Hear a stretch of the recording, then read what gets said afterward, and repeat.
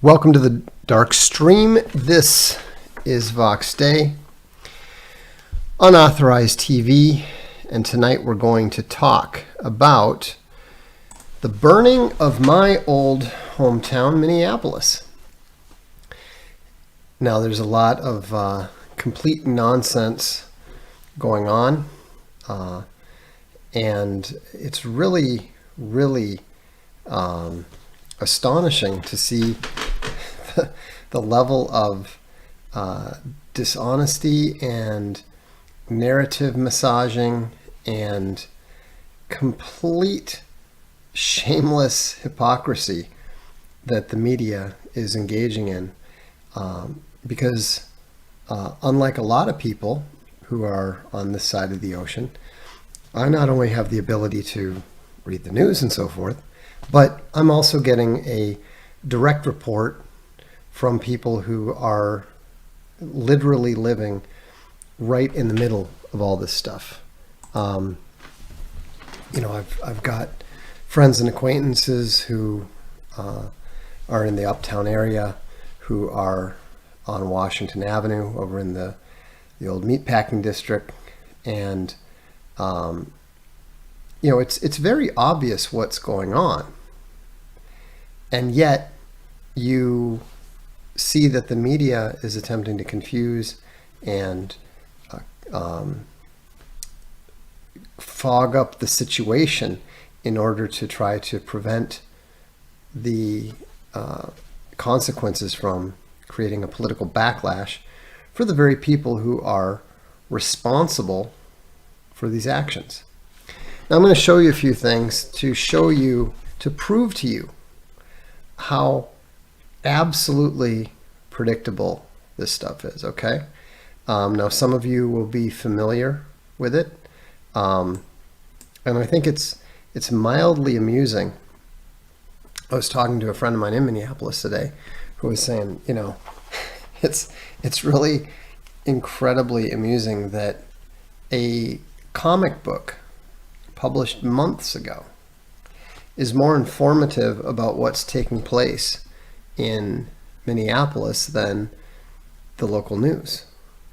Of course, those of you who are familiar with Alt Hero will be familiar with a certain comic called Alt Hero: The War in Paris.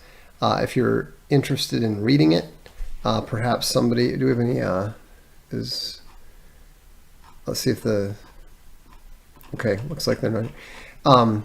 Anyhow, later I'll put a link in the chat showing you that where it's on Webtoons, where you can read the first 2 episodes of it for free. But if you notice the people dressed in black, the ones on the right there, that's Antifa. In fact, if you look at the flag, the red flag in the upper right, that's the actual flag of Antifa. Now, Antifa has been around for decades. They go all the way back to Germany, of all places, and they've been around for a long time, and they are the anarchic faction of the Communist Party. Yeah, they've been around since the 1920s. And they've been active for a long time in the United States as well. They tend to be more active here in Europe, but they were at the you may recall the violence at the, I think it was 1994 World Trade Organization meetings in Seattle, and they've been kind of infamous for paid rioting. They work and are funded by people like George Soros, and their bust in from town to town. Sorry, it was 1999, not 1994. And so they're literally flown in from town to town in order to create chaos and in order to stir up civil unrest, because the idea is that they will transform the political situation and turn it against the authorities. If you go back to 1968 and the days of rage at the Democratic National Convention, it's the same sort of thing. It's the same sort of goal. And so have a look here. This is the same, from inside the same comic, and this was representing a showdown, which a lot of people considered to be a bit of a prediction of the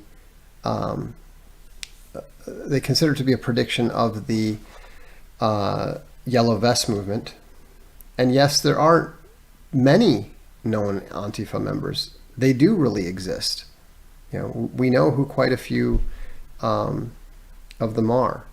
And so here I've got a bit of an explication of the situation. Let me see if I can make this a little bit larger. Not sure if I can. No. Anyhow, it says anti-fascism has a long history in France, dating back to the 1920s and the Third Republic. In World War II, anti-fascists fought with the French resistance against the Nazi occupation. Today, Antifa marches for the right of refugees and other foreigners to settle in France. In their ranks march students and idealists, as well as anarchists, agitators, and the notorious Black Bloc. Black Bloc, of course, is the shock troops. They're the elite of Antifa. And it says, and not all of them have peaceful intentions. They don't. And what you're seeing in Minneapolis is you're seeing Antifa agitators who have been brought in and are attempting to stir up and inflame the local community that is already rioting. And now there's plenty of reason to be very dubious about the story of George Floyd. From the moment that we saw that George Floyd was connected to Derek Chauvin, the officer who supposedly killed him, although now that the report has come out, it's very clear that he couldn't have killed him by using the Minneapolis police approved tactic of kneeling on someone. And keep in mind, Derek Chauvin was not the only police officer to be kneeling on him. Two of the other officers were also kneeling on him on other parts of his body. And so the one thing that we know, the one thing that we absolutely know, is that the official story is false. It always is. We don't know what the truth is. We don't know that George Floyd is even dead. We don't know that George Floyd was or was not killed by Derek Chauvin or those other officers. It's possible that he was poisoned. There's some belief that there was some sort of counterfeiting operation going on, that both of them were involved, and that Floyd was dumb enough to steal some of the money and use it. So there's all kinds of various possibilities.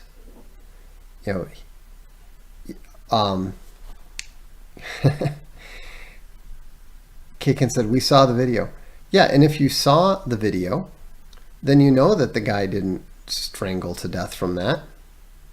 And also, you know that he was saying he couldn't breathe before they even took him to the ground. Now, I'm not saying that I'm not defending the police at all. they may well be guilty of manslaughter and so forth. But there's no way, and I've said, there's absolutely no way that those officers are going to be found guilty of third-degree murder, because unless somebody was injecting him with something while that was happening, and they were just waiting for it to take effect and finish him off, then then there's no reason to believe that there was any intentional killing and so forth. But all that's beside the point. All that's irrelevant, because the whole goal of the situation, no, the knee was not on his carotid artery. If the knee was on his carotid artery, then it wouldn't have taken 8 minutes. What's the purpose of the PSYOP? The purpose of the PSYOP is obvious. It was to stir up the riots. And that was very successful. Furthermore, once the jogger community was up in arms, that's when Antifa was brought in order to create the whole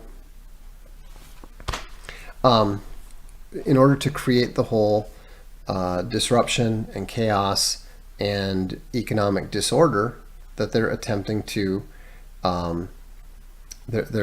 create. And so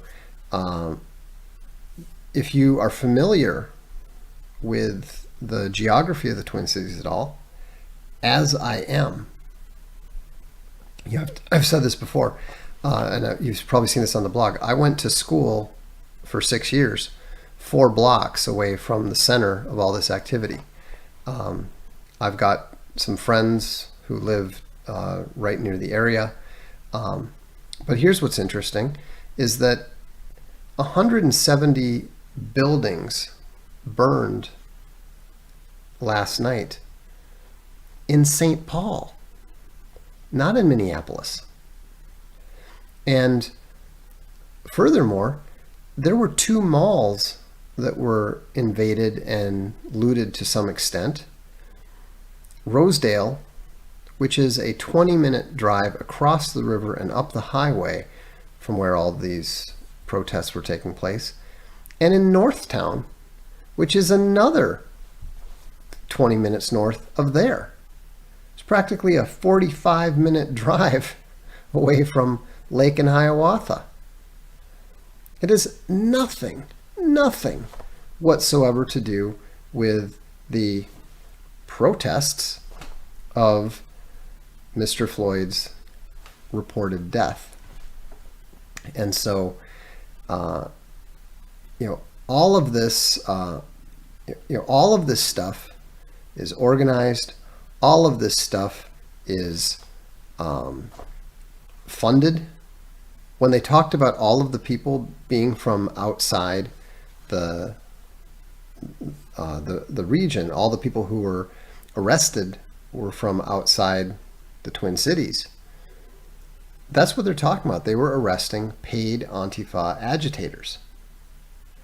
And now the crazy thing is this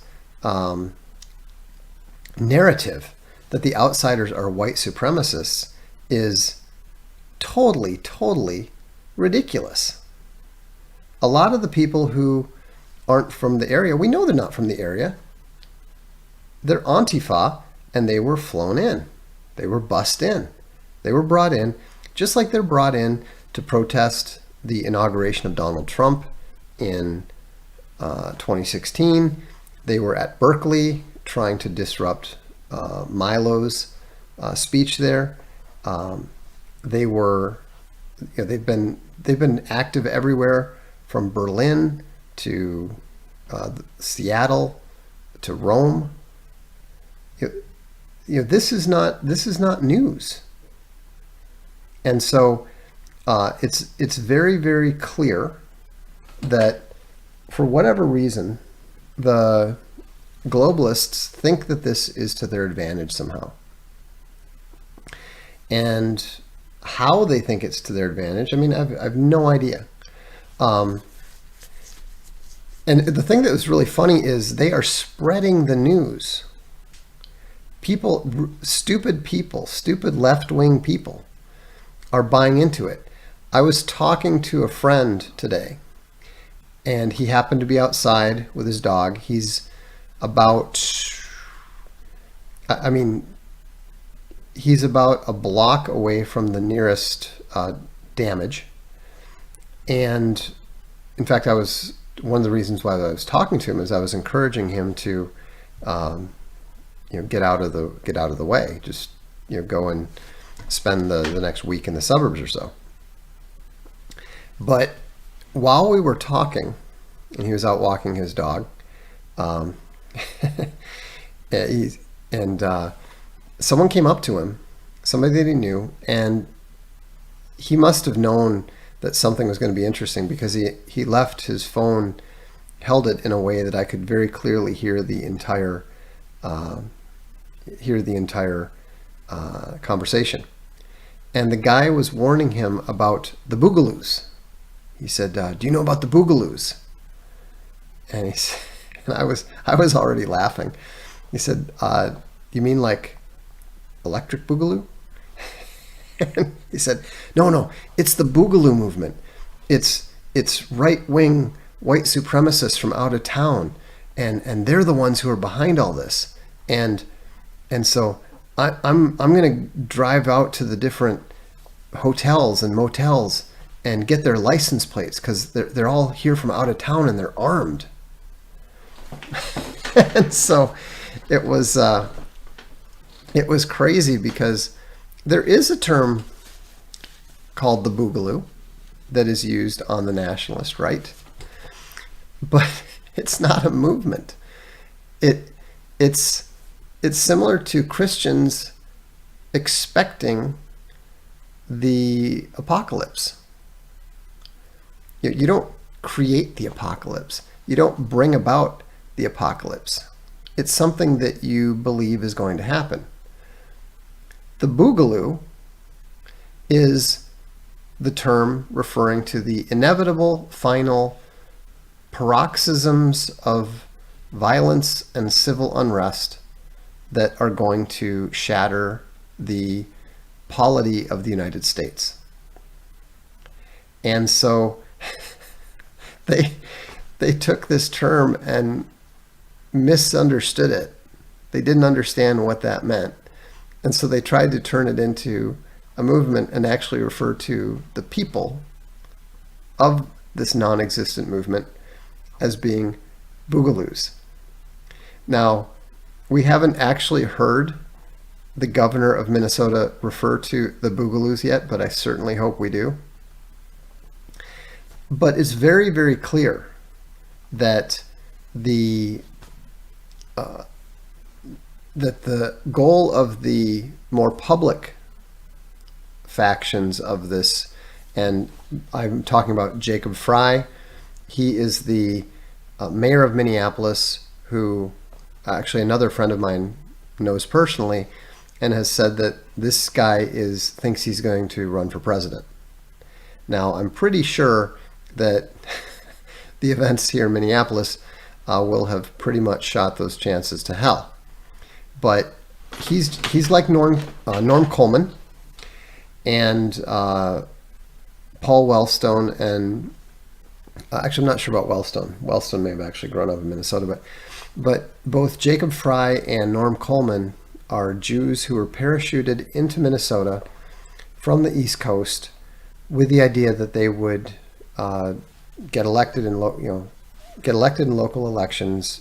They're very well funded, and the idea is that they'll become senators representing Minnesota. And Coleman played it successfully. He became the mayor of St. Paul, and then eventually became the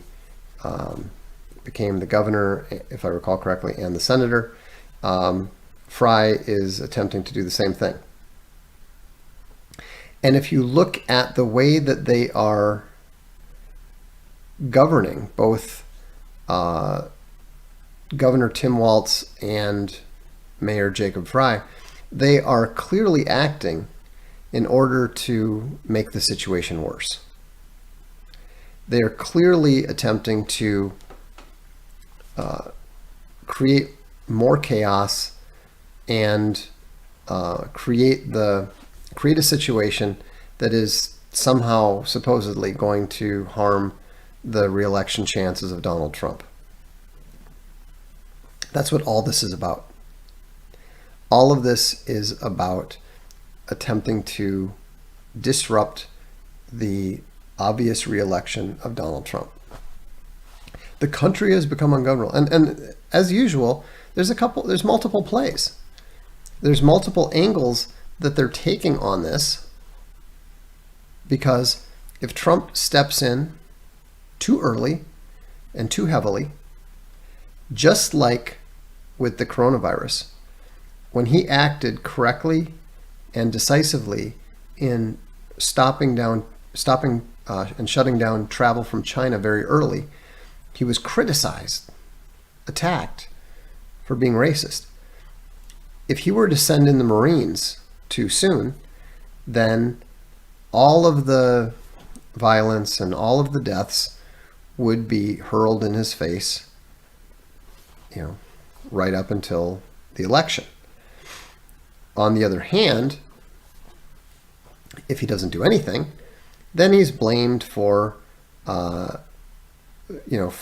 failing to act, and he's blamed for all of the violence and the property destruction and so forth. Now, it's not working very well for the obvious reason that people are too scared. People are quite seriously afraid of what's happening.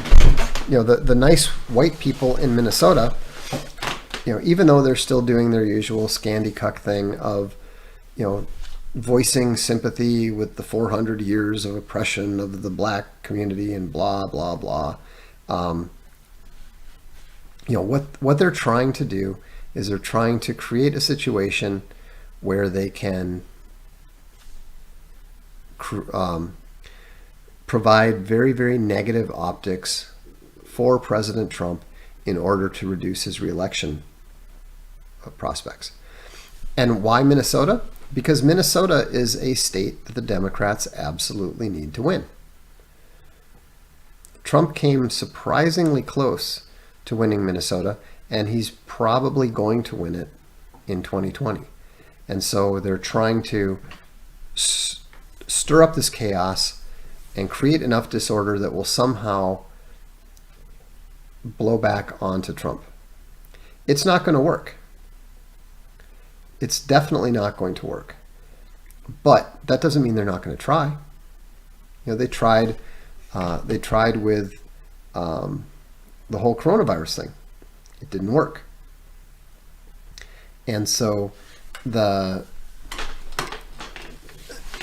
you need to understand when these things are happening that they are not accidental. Antifa does not simply show up and start smashing things and inciting and causing property damage and so forth by themselves. It's all funded.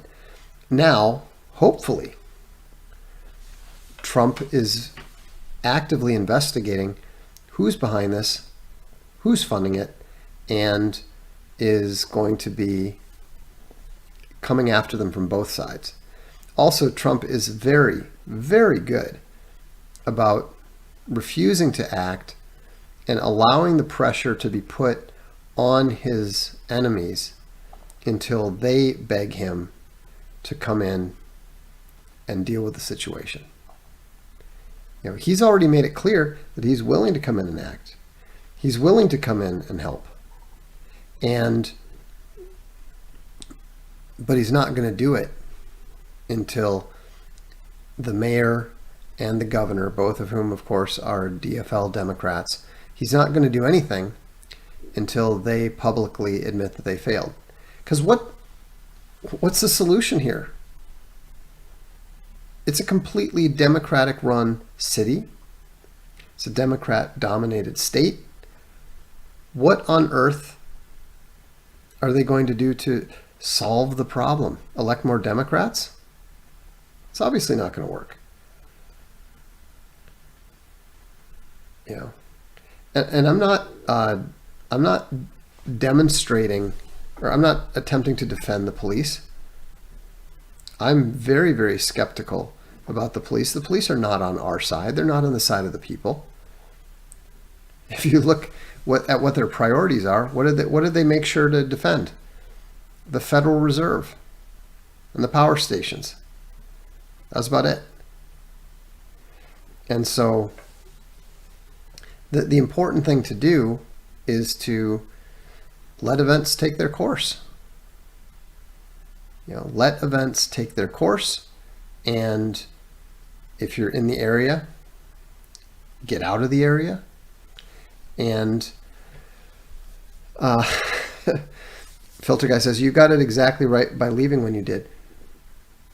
I've seen this coming for over 20 years. I've seen this whole situation coming for pretty much 30 years. Why? Because I read history.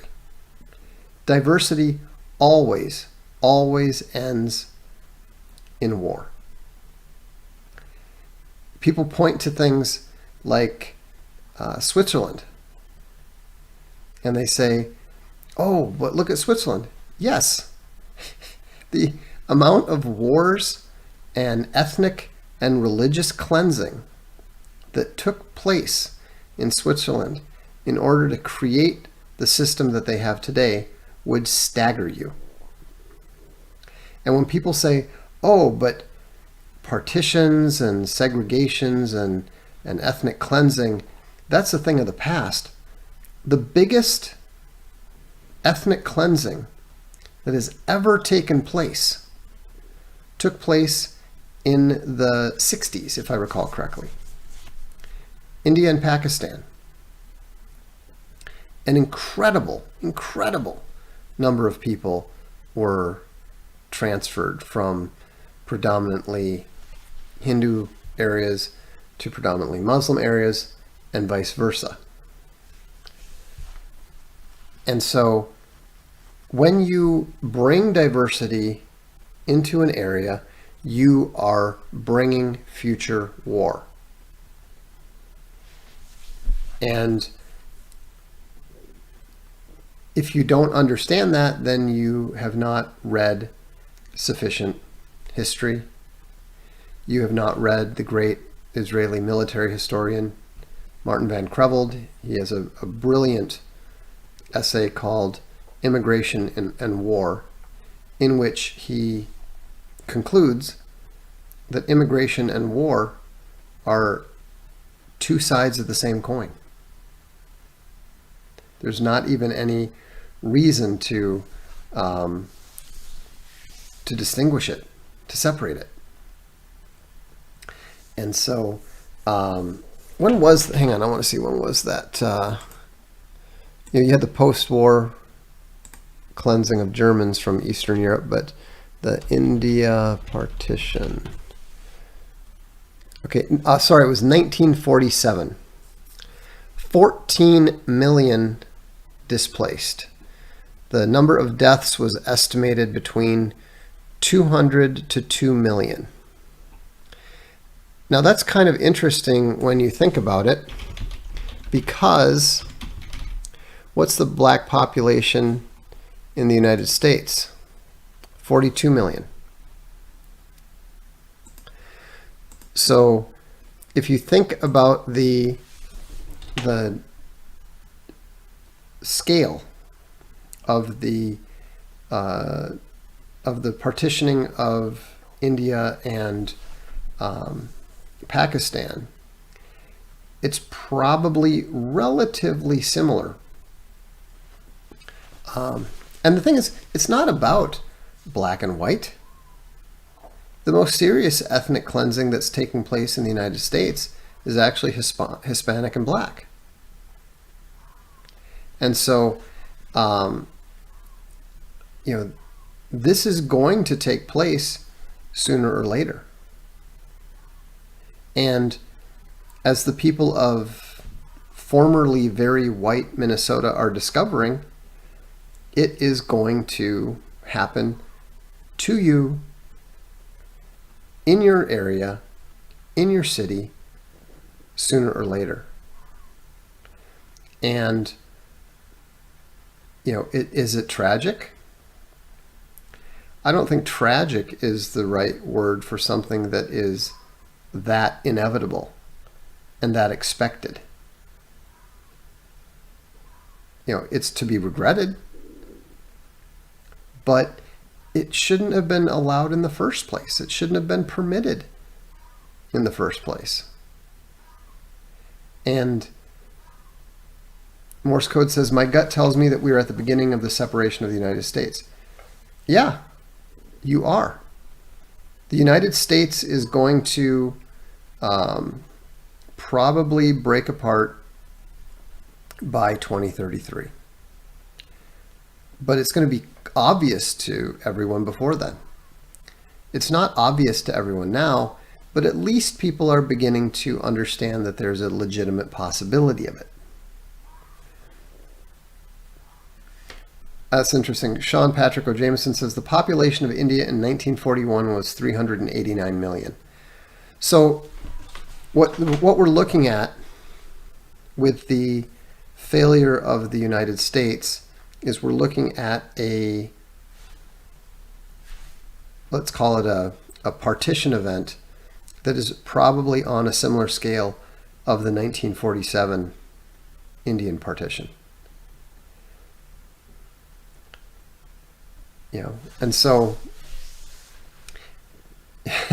Tom Forsyth says, you mean it doesn't matter how nice the immigrants I know are? No, it means absolutely nothing. When you're talking about large-scale macro societal events, it's not about you, it's not about me, it's not about our friendship, it's not about any of those things. And so, all right, we're going to delete this guy who keeps wanting to talk about himself.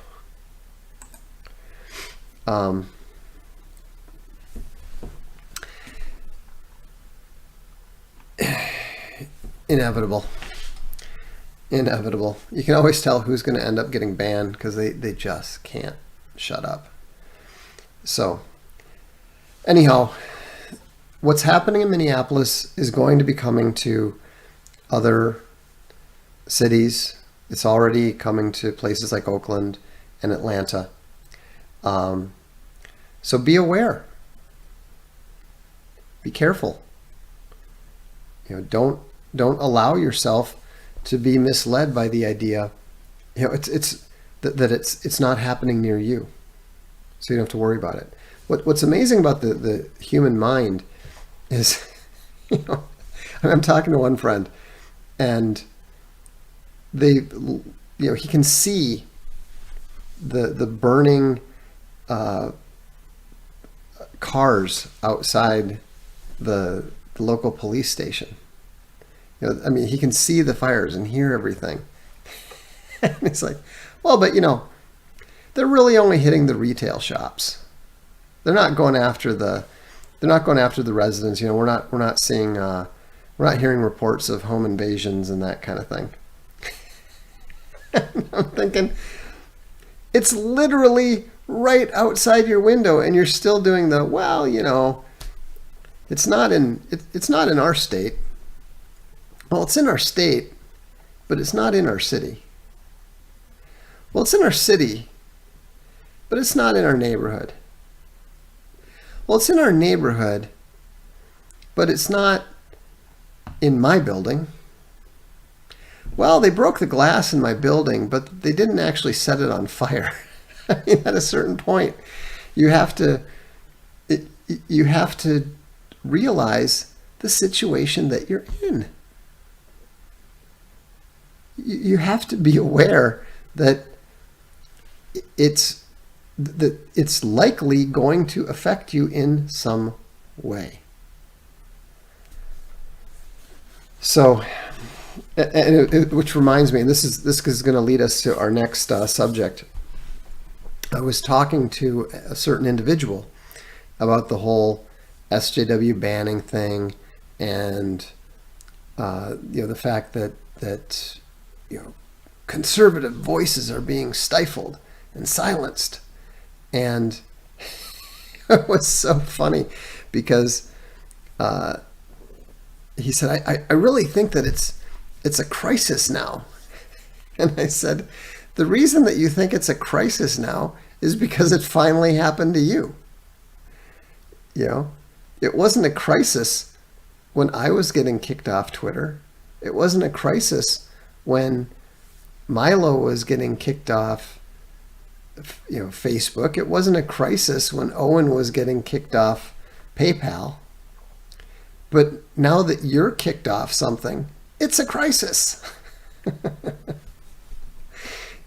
Just made me laugh. A Rebel Without a General says, dang it, Vox, both you and Roosh are streaming right now talking about the riots making me choose. Hard decisions.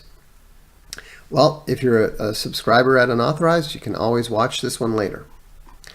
There was Mary Van Wyck sent some money from Zambia. Thank you. And then, and I'll take some super chats here in a second. Shoreline said, 2 years ago I said they will unleash hell to keep Trump from a second term because that means he will engage full God Emperor mode if Jared permits. Well, it looks like you're seeing it happen. It looks like you're correct. And Ted Walther says, if there's a depopulation event, say a famine that killed 2 out of 3 people in the next 5 years, would that change your 2032 prediction? Well, yes, I would move it up. But it's, that's not likely to happen.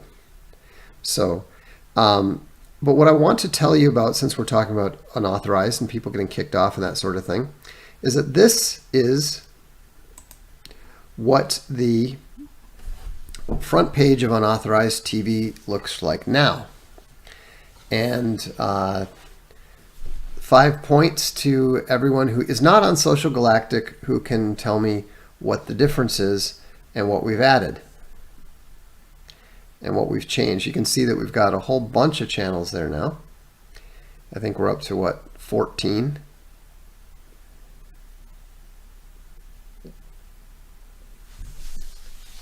Got to wait a little bit for folks to guess what it is. But one thing that you'll notice that we're classing up the joint. Sean Patrick gets it with Daling Poll. We have added channel Daling Poll, and this is what it looks like so far. Nothing too crazy, just his first 2 videos that he's got up there. But it's very, very interesting. The interview with immunologist Professor Dr. Dolores Cahill, and she was actually had her videos banned from YouTube because she is, of course, contradicting the mainstream news's coronavirus narrative, which, of course, is, like all official stories, obviously false. And so it's interesting to see that we'll have a Daling Poll subscription added pretty soon. Once we get a bit more content up there, so his supporters can support him and start taking start participating on Social Galactic and so forth. Can we get upload dates for these videos in the future? Possibly. I mean, it's not on our short list of things that we need to do, but we're going to be adding a lot of new features. And that will probably be something that will be on the list. Wrath of the Monarch says, why do the globalist elites keep their institutions in vibrant neighborhoods? To thumb their noses at the WASP former elites who founded them? Possibly. But remember, if you're going to wear something like a skin suit, you probably want to keep it looking like it is. They like to have things in their original buildings and so forth.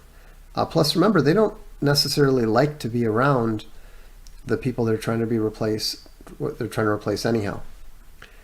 Oh, Mario corrects me. Vox at South African Rand, a bit more valuable than Zambian money, but still swirling down the toilet, thanks to our democratic government. Yeah, if anyone who still believes in democracy just has to look at how South Africa and how the United States is going. There's a good reason why the founding fathers of the United States did not believe in democracy. Anyhow, go ahead with the super chats now if you wish. There is not a paywall cap. I don't know what that means. There's no paywall at all that I'm aware of. Gran Torino says, Vox, will you consider live streaming with me sometime? I know you normally rule it out, but I'm throwing out a Hail Mary. No, I'm not going to live stream with you or anyone other than a occasional one with a fellow unauthorized creator. I appreciate it. Don't get me wrong. But what I have found is that it almost invariably leads to problems for me, for the person with whom I stream or am interviewed by, etc., or in many cases both. And so please don't consider this a rejection. Please understand that this is me looking out for your interests as well as my own. Duralex Sedlex says, the weak response is what I don't get. Napoleon turned cannons on the crowd and you can't load the live ammunition. Because look at who's in charge. Neither the governor nor the mayor want to stop these riots. They're attempting to make them worse. You're failing to understand the power dynamics here. Mad Mardigan says, Vox, what is best in life? Well, I understand that you're probably looking for lamentations of their women. And I'm not saying that I am not averse to collecting and silvering the skulls of my enemies. But for me, what is best in life is to be able to be left alone in peace. That's the very best thing. Unfortunately, to be left alone often requires having to go full Genghis Khan on the people who will not leave you alone. So, VFM Bear says, Owen for king and Vox for eminence grise. I think Owen would be a hilarious king. But he wouldn't want to be king. Remember, he's a Bravo. He doesn't want to be an Alpha. Dr. Zume says, is there something in Scandinavian DNA that doesn't allow them to stand up to anything darker than snow white skin? Yes. It's the fact that all the good Vikings left. You know, the people of Scandinavia today are the people who were, you know, the slaves and the people who were not good enough to go Viking. And so it's not a surprise that they are some of the most passive, helpless people in the world. Vox, what are your thoughts on living under Chinese global hegemony once the U.S. balkanizes? Well, I think that Chung Kuo is probably going to be preferable to Globo Homo. I would personally much rather live under the guidance of a very intelligent and very not corrupt leader like Xi Jinping, who, remember, was described by the foremost political mind of the 20th century as being the best and most promising political leader of the 21st century. China doesn't want to tell everybody else how to live because China doesn't care. And China's indifference and determination to be left alone, you know, I actually see a lot of similarity between my perspective on things and the Chinese perspective on things. They just want to be left alone, and the world wouldn't leave them alone. So they're going to make sure that the world will leave them alone by becoming the strongest, most dominant force in it. That doesn't mean that they want to make everybody live like Chinese. They don't. They don't even think we can.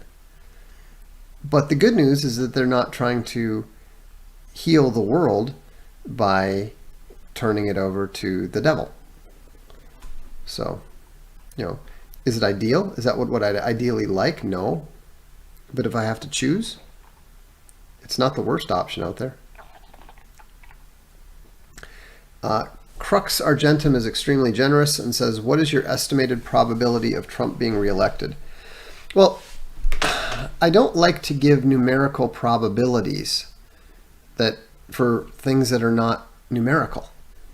There's no actual calculation I can perform to tell you that, but what I will tell you is that I predicted that Donald Trump will be reelected by a larger margin than he won the presidency in 2016. And I did that the day after the election. I see absolutely no reason whatsoever to change my prediction that Donald Trump will win in November 2020. And I see an awful lot of reasons that support that premise. Look at his opponent. Joe Biden can't even talk. Can you imagine what the debates are going to look like? If we had known what the situation was going to be like now, back in 2016, every Republican would have been highly, highly confident that Trump was going to be reelected. He's actually delivered on a lot of his promises, more than expected. Does that mean that we're entirely happy with things? No, but look, no new wars, withdrawing the troops from Afghanistan, shutting the borders, however temporarily, trade war with China. The Democratic candidate is a dementia-inflicted, criminal who is desperately trying to keep his children out of jail. I mean, Trump is looking great. And the fact that we are disappointed with some of the things that he's done or not done, the fact that he hasn't entirely drained the swamp, the fact that he hasn't put Hillary in jail and so forth. Yeah, I understand that you're disappointed. I'm disappointed in certain things. But the fact is, Trump has been the best president of the United States that we have had since Andrew Jackson. So, Trump is fighting a very, very serious war against the deep state, and the burning of Minneapolis is just one of the many, many examples of that war. Let me give you a little advice. I don't answer questions that say, serious question or honest question. Because you know what that tells me? That tells me that you are accustomed to asking questions that are not serious and that are not honest. Because an honest person doesn't need to tell you that they're honest. A serious person doesn't need to tell you that they're being serious. Diffracted Bear says the race war is manufactured. Yes and no. The race war is inevitable because diversity plus proximity equals war. But there are certainly manufactured elements of it, which is why we're seeing Antifa bust into Minneapolis by Soros and other people. And you know, so let's see. Thoughts on immigrants and the economy? I would expect many to go home since we're headed for a big crash. Am I mistaken? Yes, you are mistaken. Their life in the United States, even when things are not going well, is often better than it is back there. And so even if things are going poorly, there's no reason that they would head back because of that. So, by the way, I have one more little announcement, which I think some of you might enjoy. Today, we were talking to Glenn Rahman, and we are going to be bringing this back. Divine Right, the classic 1979 fantasy war game from TSR. That is just one of the many projects that the greater community is engaging in. And if you want to keep updated on that, I would encourage you to bookmark divineright.games. And right now there's just a placeholder up there. But so if you're a serious classic wargaming fan, eventually we'll be looking for volunteers for people that are interested in helping out with the development and so forth. I realize this doesn't have much to do with Minneapolis or even Unauthorized, but it's just a labor of love, really.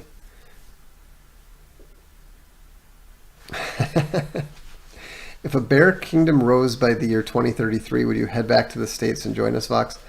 No, I have no intention of ever setting foot there again. My dad's out of jail, or my dad's out of prison, but I haven't forgotten. Caveman Bear says, thank you, Vox, for sharing your wisdom. Well, it's more experience than wisdom, I think, I'm afraid, but you're certainly welcome. Jay Murray says, will there be minis? That's actually something that we're talking about. We're going to crowdfund it, as you can imagine. And one of the things that I think I'd very much like to do is to have miniature options. Bright Tie Bear wants to know if there's any more omnibuses in the near future. Yes, we will have the Avalon omnibus fairly soon. When do you think nationalist parties or political groups based on the European diasporas in the United States, like the German and Irish people, will start forming? After the United States breaks up. John Doe says, I like you, I like your streams, I love the bears. You bring a sense of peace to my hectic homesteading medic father husband life. Anyways, thanks. Thanks, and it really sounds like you're crushing. I very much appreciate the bears as well. Fear of the Lord is the first step to wisdom. It is indeed. Is Divine Right a tabletop RPG? No, it's a classic map-based war game, board encounters war game.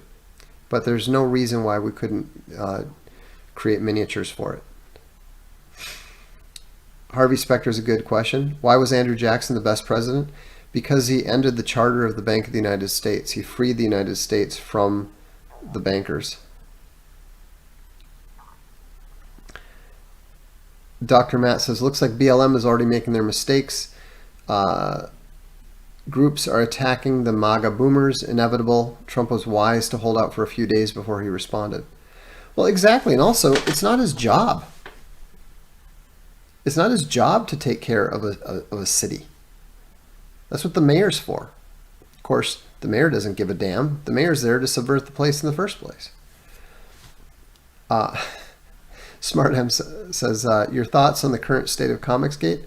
I have no thoughts on the current state of Comicsgate. I don't think about Comicsgate. They have they have no relevance to anything that we're doing with Archaven. Actually, speaking of Archaven, I meant to get you that link. Here it is. So if you want to read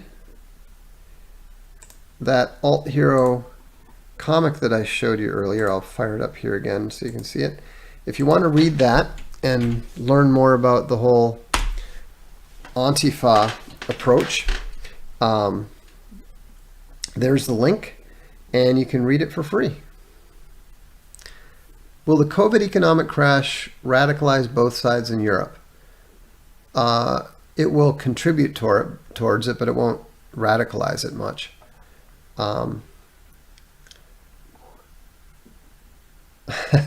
Charlie the Chaste is enjoying Hypergamos. Yeah, and Lacey's doing a great job of illustrating it. It's kind of funny because, you know, I'm this, you know, persona non grata, you know, that the comics community hates and fears. And what's funny is that I'm one of the only comics publishers who actually employs a female illustrator. You know, Archaven has one of the only female illustrators that's doing anything in comics these days. But of course, I'm not exactly holding my breath to be given credit for that. Can you talk about interracial crime? I can discuss the obvious. I thought for sure there was a huge disparity, but people say they've debunked this claim. They haven't. All you need to do is look up the FBI statistics. The thing that you need to understand is that they include Hispanics as whites when they commit crimes, but they don't include them when they're victims. So, because most crime is not interracial, you can actually calculate what percentage is being committed by Hispanics if you look at the amount that is the amount of victims that they provide. You can work it out to a certain amount. And also, anytime somebody uses the word debunked, they're probably lying. Not necessarily, but probably. Debunked is typically the last resort of somebody who doesn't actually know how to make a case against what you're saying. There's the Hypergamos link, by the way. Ben Hill says, my sister believes every psyop that comes around and basically blames our family. She lives in a different state, so she's easy to avoid. How should I approach talking to someone who always provokes? Attack them back. Every time they attack them back. Use rhetoric. Tell them that they're stupid. Tell them that they're ignorant. Don't back up. Don't try to be polite. Don't use dialectic. There's no reason whatsoever to back down. If someone is going to be provocative, then beat them down. You know, there's no and beat them down intellectually, metaphorically. There's no reason to back down to these left-wing morons who spout the narrative. You know, what was it that the French said? Écrase l'infamie, you know, destroy the infamous. Destroy the narrative, because the narrative is false. The one thing that you always know didn't happen is the official story.